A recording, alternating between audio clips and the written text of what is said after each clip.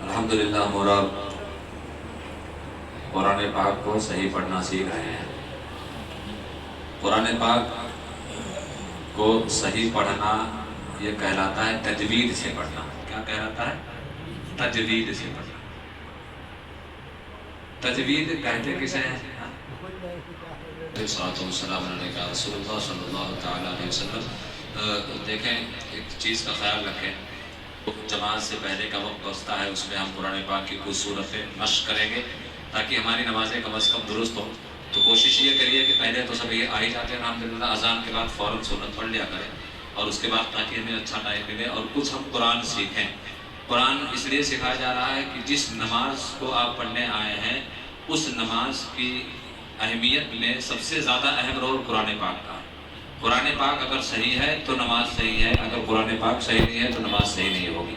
मैंने कल ही बताया था कुछ मिसाल के तौर पर कि अगर हमने हर्फ बदल दिया है तो माना बदल जाता है, और जब भी नमाज की हालत में कोई लफ्ज़ कुरान की आयत ऐसे पढ़ते हैं या लफ्ज़ जिससे माना बदलता है तो नमाज टूट जाती है, फ़ौरन नमाज क्या होती है? फासिद हो जाती है। तो इसीलिए कुरान पाक का सही पढ़ना पहले ज़्यादा ज़रूरी है। पहले ज़्यादा ज़रूरी क्या है? कुरान पाक का सही पढ़ना, तब ताकि हमारी नमाजें दुरुस्त हों। तो मैं बता रहा था कि कुरान पाक को सही पढ़ने का नाम क्या है? तजवीद। तजवीद देखिए, अल्लाह ताला कुरान पाक के सूरह मुज़म्मिल शरीफ में इरशाद फरमाता है, वरत्तिलिल कुरान तरतीला, और कुरान को तरतील के साथ पढ़ो। अब तरतील किसे कहते हैं ये भी आपको समझना पड़ेगा।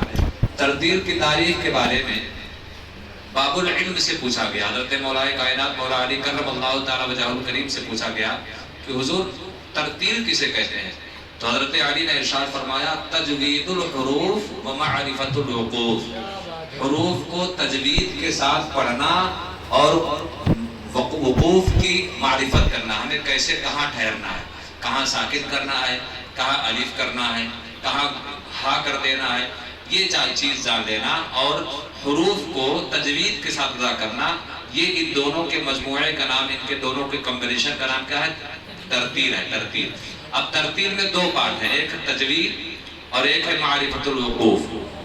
तजवीद पहले समझ लें, क्योंकि आमतौर से तजवीद के साथ पढ़ना, तरतील के साथ पढ़ना है, लेकिन आमतौर से तजवीद में भी दो चीज़ें हैं।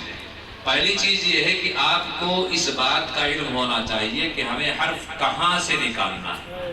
हमें हर्फ, देखिए, हमारे होंठ से लेकर और हलक, जो सीने के बाद हलक का आखिरी है, यहाँ से लेकर होंठ तक के तमाम हुरूफ यहीं से अदा होते हैं। तो बंदे को इस बात का इल्म होना चाहिए कि अगर मैं बा निकाल रहा हूँ तो बा कहाँ से अदा हो रहा है। बा, आप बोलेंगे बा, देखे दोनों होंठ मिल रहे हैं ना, बा। मीम कहा तो मीम में भी दोनों होंठ मिल रहे हैं, लेकिन इसमें भी फर्क है। आप जब बा कहेंगे तो हमारे होंठ का जो तली का हिस्सा होता है, जो गीला होता है, वो लगता है बा, है ना? बोले आप लोग बा। बा में होंठ की तली लगी ना, गीला हिस्सा जो है। लेकिन जब मीम कहेंगे तो होंठ की जो खुश्की बाहर का और हिस्सा होता है वो लगता है मीम, है ना? लगा ना? तो सबसे पहले अव्वल ये जानना है कि हर्फ कहाँ से अदा हो रहा है, और उसके बाद कहाँ से अदा हो रहा है, लेकिन कैसे अदा हो रहा है। तो कहाँ से अदा होता है उसको कहते हैं मखरज। कहाँ से अदा हो रहा है, किस जगह से हर्फ निकलता है, उसको कहते हैं मखरज। और हर्फ कैसे अदा होगा, मोटा हो पढ़ा जाएगा कि बारीक पढ़ा जाएगा। जैसे हम लोग कहते हैं अल्लाहु, है ना? अल्लाहु लाम से लिखा है, आमतौर से लोग पढ़ते हैं अल्लाहु, होना भी चाहिए लाम लिखा है अल्लाहु, लेकिन पढ़ते हैं अल्लाहु। तो ये कैसे पढ़ा जाना होगा? जैसे दौद है, औफ है, इनको मोटा पढ़ा जाना है। जैसे रॉ है, कभी वो मोटा पढ़ा जाता है, कभी बारीक। तो हुरूफ को कहाँ से अदा करना है, ये मखरज, और कैसे हुरूफ को अदा करना है, ये सिफत है। क्या है? सिफत है।